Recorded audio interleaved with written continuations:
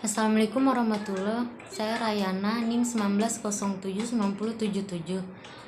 Di video ini saya akan mengubah teknik membuat dadar gulung yang sebelumnya dibuat dengan cara dipanggang. Kemudian saya ubah dengan cara Auben Mary atau ditim. Berikut ini videonya.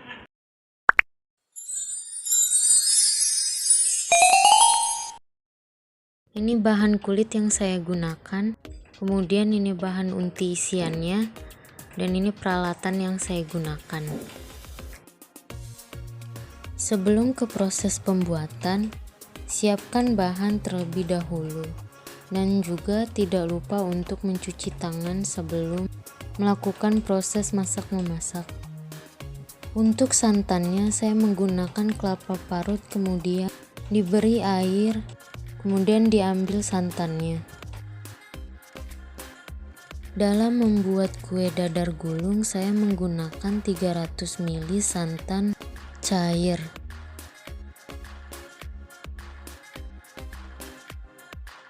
Proses penyiapan bahan yang kedua, saya membuat ekstra pandan untuk memberi warna pada dadar gulung. Cara untuk menyiapkannya, saya menggunakan 2 lembar daun pandan dan 1 lembar daun suji, dan diberi santan sedikit agar dapat dihaluskan pada saat memblender. Kemudian saring. Lanjut ke langkah pembuatan.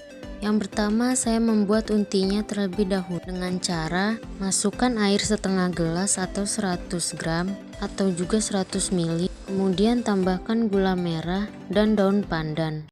Aduk hingga gula merah larut, lalu masukkan kelapa parut sedikit demi sedikit.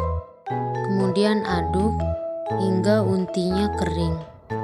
Setelah kering, angkat dan sisihkan. Lanjut ke langkah berikutnya, panaskan terlebih dahulu panci yang sudah diisi air, lalu membuat adonannya. Untuk adonan kulitnya, masukkan bahan seperti tepung terigu, protein sedang, tepung tapioka, santan, garam, dan ekstra pandan. Kemudian aduk hingga tidak ada yang menggumpal.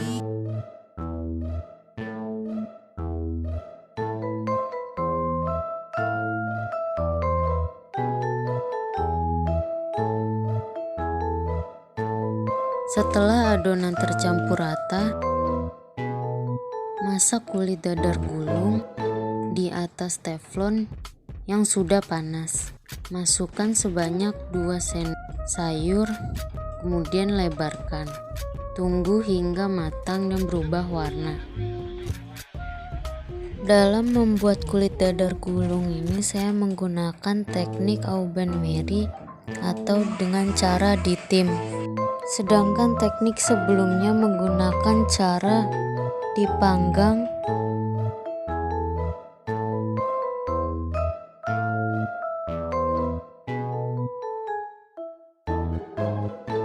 Setelah matang, angkat dan sisihkan.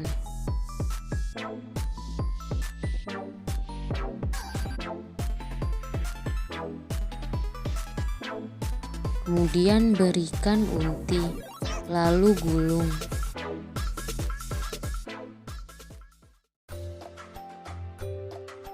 Lalu letakkan di piring saji.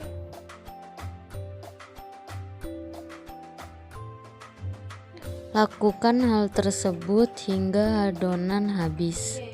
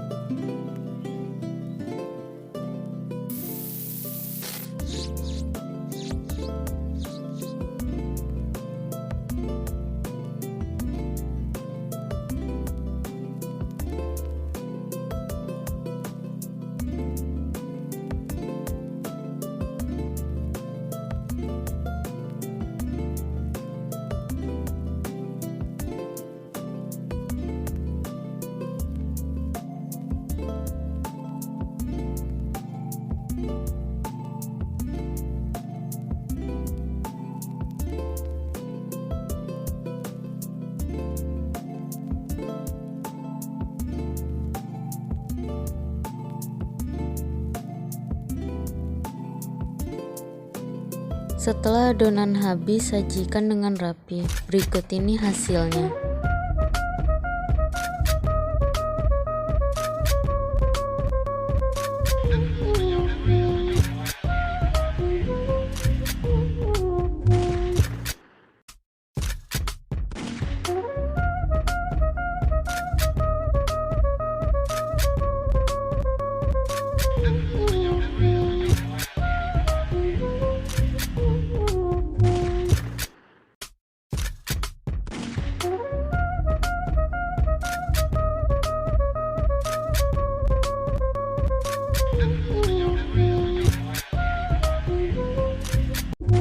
Berikut ini percobaan pertama saya yang gagal, yang dimana saya menggunakan teknik mengukus dengan daun pisang sebagai alat dan juga ditumpuk satu adonan.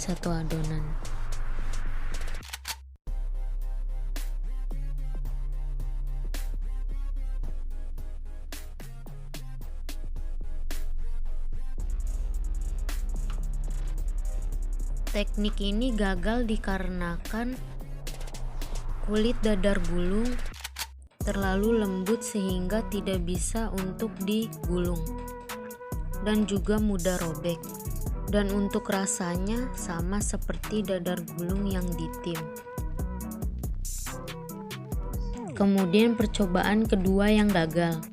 Di percobaan kedua ini saya mengubah bahannya yang tadinya tepung terigu segitiga atau protein sedang, saya ubah menjadi tepung terigu protein tinggi. Kemudian saya bentuk dan isi.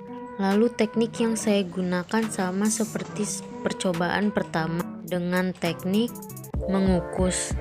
Untuk hasilnya, kue dadar gulung semakin lama semakin keras dan tidak layak untuk dikonsumsi.